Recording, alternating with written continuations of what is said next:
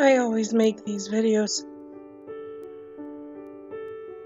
Okay, let's try this again. Hopefully you can hear me now. I always make these videos so early in the morning.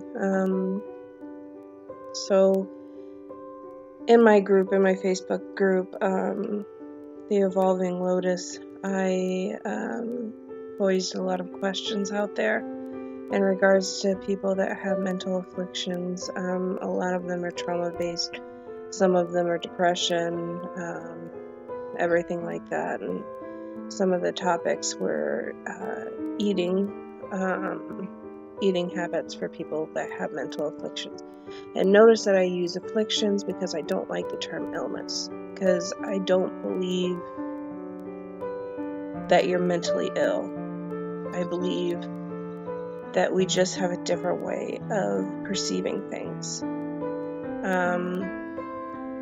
Such as people with PTSD like I do, it's actually a brain injury. It makes part of our brain, some parts of our brain, smaller while other parts become larger. So is that really an illness? No. It's just a different neurological concept. So people with depression or mental afflictions feel like they have very little control over their life, and so some of that is to gain some kind of control back.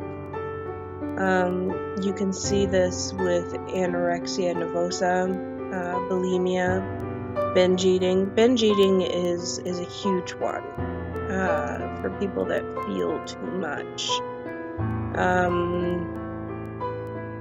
Even when they're not hungry, they're eating,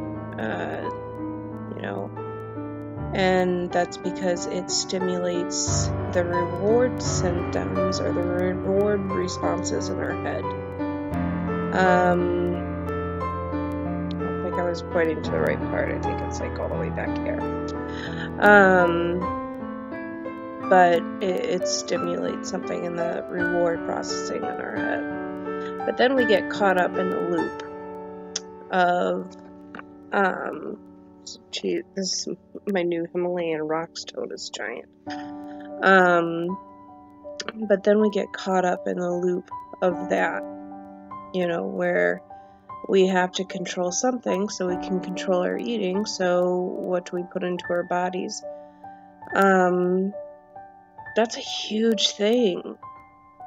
People that have mental afflictions need to be very careful about what they are putting into their bodies, because a healthy brain, you want to put in 98% or 98%. Geez, oh Pete, 60 something of protein, 60 grams of protein to produce niacin into your brain. And so you can find protein in different ways. I use a vegan protein shake in the morning, spinach, any of those deep green have protein in them. Antioxidants, natural antioxidants, coconut oil I use for antioxidants as well. I have noticed that I've started eating more after I found out about Liam's autism. I think that that's just a natural response, because that's a huge thing. I never wanted my kids to go through what I go through, and sometimes they may, and he definitely will, because anxiety goes hand in hand with autism. That's usually what a meltdown is an anxiety attack, and I don't think that a lot of people know that. So that's a huge thing for me. I don't want him to go through that, but yet it's a reality that happens. Another thing that I touched on was self-injury. Self-injury is another thing that we can control. Not only that, but it also releases the brain's own or the body's own painkiller, endorphin. So anytime that you cut yourself, you're releasing endorphins. What's another way to release endorphins? Exercise. It's not as instant. It builds gradually. I noticed that when I was self-injuring, it was because I felt like my skin was too tight. And while you're doing this,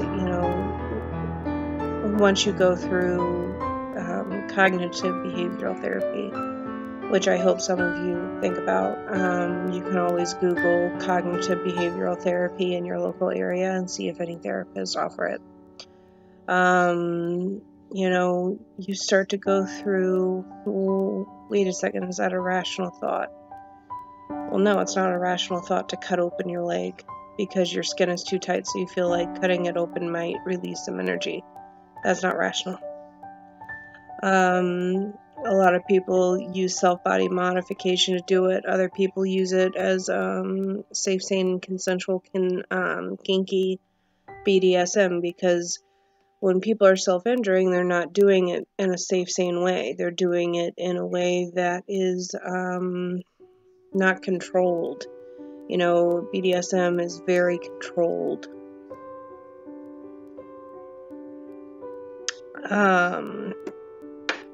And it's typically very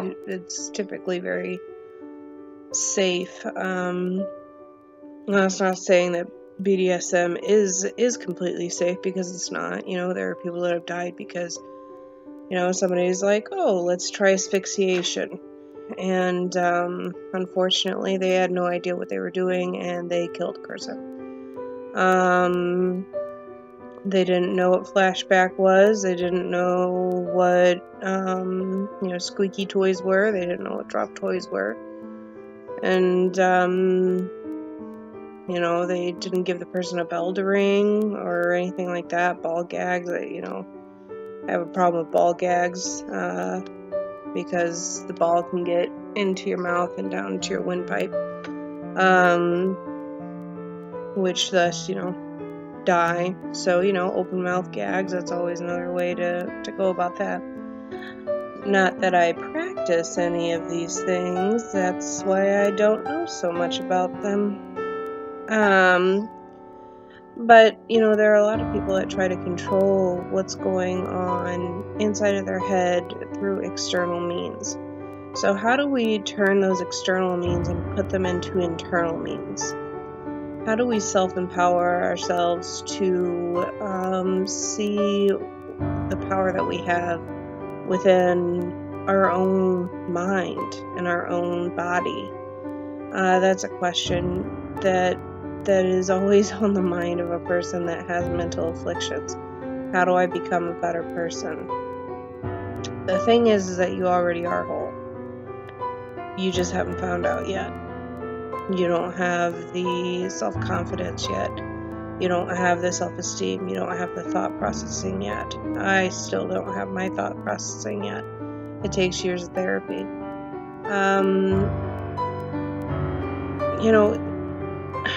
And self-study, self-observation. Be aware of your behavior. You have to be aware of your behavior. And that way you know what's typical for you and what's atypical for you. So atypical for me would be passing a person who's homeless and not giving a shit. That's not something that I would do ever, because I'm always concerned with the well-being of another person. But there's also lines that have to be drawn by that, because then you get to a place where people are just taking advantage of you because you are soft-hearted. And a lot of people see your kindness as weakness when really it's a strength. People take mental illness or what people view as mental illness as a weakness when really it's a strength. They have no idea how hard it is for you to get up in the morning, get dressed, get ready, get going, journal, do everything, meditate, make time for yourself, go to school, take care of the kids, go to work, make sure that everything's taken care of. They have no idea. And more than likely, they never will. And that's okay. Because you don't want them to know that feeling. At least I don't want people to know that feeling. Some days I do have just that inkling of, God, if only they knew what I go through. Just one day, just give them one day of what I go through. But then I think back on it and think, why would I wish that upon anyone? That's not who I am. I wouldn't wish that upon anyone.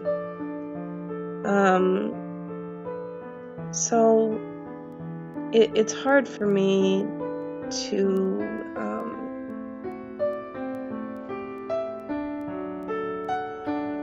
I don't know. It's hard for me to want people to understand my mental afflictions while still keeping them at a distance so that they don't experience it themselves. I've gone through this with my husband. He has to see it. And there's nothing that he can do. When I'm in flashback, there's nothing that he can do. The Prozac that they put me on, I don't really remember a lot of it. But he said I was hitting things, I was throwing things out of the wall. I remember throwing a conditioner bottle, which, again, paying attention to my own behaviors. That is not typical for me. And so always having open communication with your psychiatrist. If you don't have a psychiatrist and you have a mental affliction, my question is why? Now, in the state of Illinois, mental health care sucks because the state of Illinois isn't paying out. And so a lot of psychiatrists and counselors have stopped taking state insurance. And then the ones that do take state insurance, you're another number, typically. I have met some counselors that do care. But they went through school to get you these amazing practices that they can offer, and they have student loans out the wazoo, and they have to pay for them. And how are they going to pay for them if they take on clients that can't pay for it? And so there's that line. Like, where do we draw the line? So you can always do a research or a Google search for psychiatrists in your area that take the medical card or state insurance. And then once you find that, you can go through reviews and see the reviews, because I see a lot of doctors just throwing benzodiazepines at people, which are extremely addictive. Not in my case, because I'm scared of medicine in the first place. I have been granted a PTSD dog, so I'm hoping to get off of the Xanax here soon. I probably will still need to be on an SSRI until I can completely change my thought processing and figure out what's missing in my head. Which there's Jen Bovey. You guys have no idea. You guys haven't seen her in action. She doesn't give shit. She doesn't give a shit who you are, where you came from. She's gonna sit down and talk to you like you're her best friend and say, why do you think that?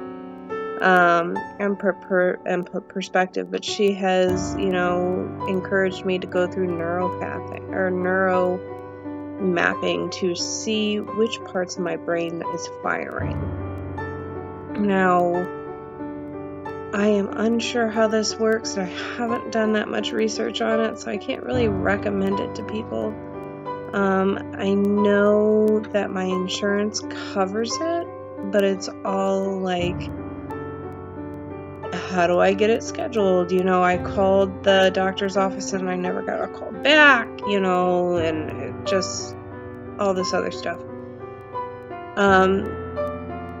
But really what I want you to take away from this video, because I haven't been blogging that much, and it's because school has kind of overrun my life.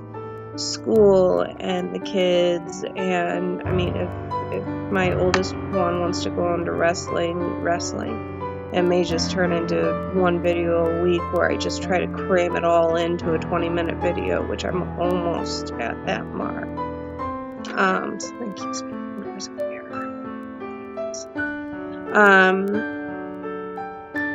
But if you can already tell, I have started to come out of the Prozac-induced anger or rage or depression or whatever it was. I am back on the Celexa, which is amazing,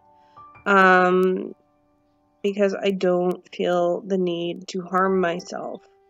Whereas with Prozac, I did feel that need. I definitely felt that need. But I no longer have that, and it's hard to get me ramped up again. So, I had kind of a mini panic attack at work on Friday, and I stayed.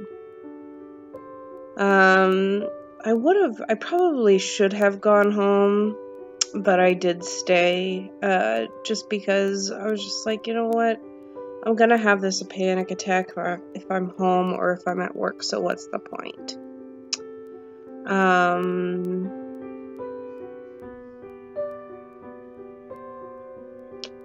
They're all external triggers that make me go. And if you're like me and you have trauma-based illnesses, we also have something with OCD.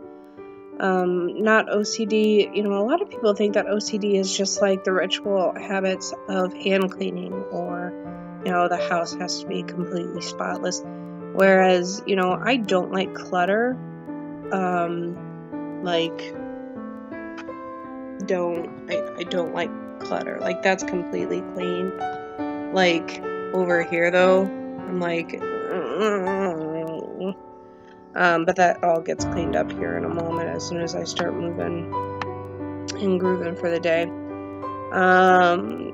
But I don't like clutter. And then there comes the obsessive loop thought. So the obsessive loop thought is where you think about something and you can't stop thinking about it, and then it ramps you up and ramps you up and ramps you up. That happened when I went no contact with my family. What are they saying about me? What's going on? Until I finally realized I don't care. Which brings me to the next thing, scapegoating. What is scapegoating and what is gaslighting? So in dysfunctional families, there are 4 roles to play. I'm going to talk about scapegoating. Scapegoating is usually done to the person that is most emotional. They're the person that is most capable of expressing emotion that others don't want to talk about. They don't want to talk about, what's going on. And so they continuously put this person down. Or they continuously view this person as the child that they were at 12 and not the person that they are at 31. So I'm 31 right now.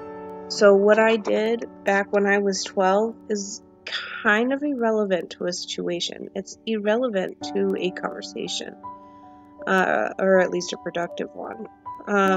So what they'll do is they'll pick one person out and go after them continuously. Well, it's your fault this is happening. You shouldn't be bringing these things up. Everybody's healing until you start bringing these things up. And then all of a sudden, your family starts leaving you. And the thing is I don't care anymore. I have my own family, and they're amazing. And we love everyone. I mean, The way that my children are is beautiful. And yet we're still seen as the bad guys. And that's okay. Because if that's what that person needs to sleep at night, then that's what I want that person to have. If scapegoating and making me an evil person helps you sleep at night, then I want you to have that. You know, it's completely irrational, and it's not going to get you very far as self-enlightenment. But if that's what you need in life, then that's what I want you to have. It's painful to hear how much your family doesn't care about you. It is painful, but you get over it because you have other stuff going on. Like right now, I'm just so busy, I barely have time to think about it. Another thing, toxic people. You've been in a room with these people before. You've been in relationships with people like this before. Toxicity is not good. So toxic shock syndrome. You know, anything with the word toxic in it is not a good thing. Get these people out of your life, and you know who they are. They are the people who you have to walk on eggshells around. They are the people that when they leave, you're like, oh, God. They are the people that all of a sudden when they walk in, you feel tired, especially if you're empathetic, or an empath. You know, they just suck it right out of you, and you're just like, damn it, what happened here? So get them out of your life. Yeah, it's gonna be painful. Yeah, you go through a stage of mourning, and then you come out on the other side, and you're like, oh, thank God, I'm done. I don't need to worry about this anymore. With that, I'll leave you. If you have any questions, let me know. I'm always available for blogging or writing or, emailing. Email is theevolvinglotus@gmail.com. You can always reach me there. We can work on things. You can find the group on Facebook, The Evolving Lotus. There's a picture of Kuan Yin holding a lotus flower, and it is labeled as a support group.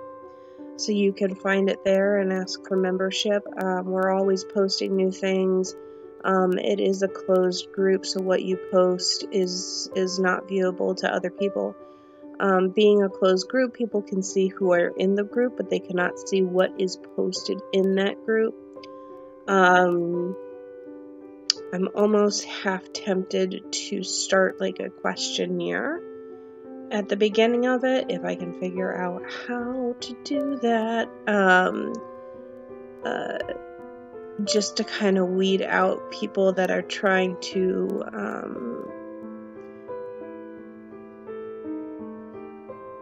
I don't know. You always have people that try to bring other people down. But with that, I'll leave you. I will talk to you later. Bye.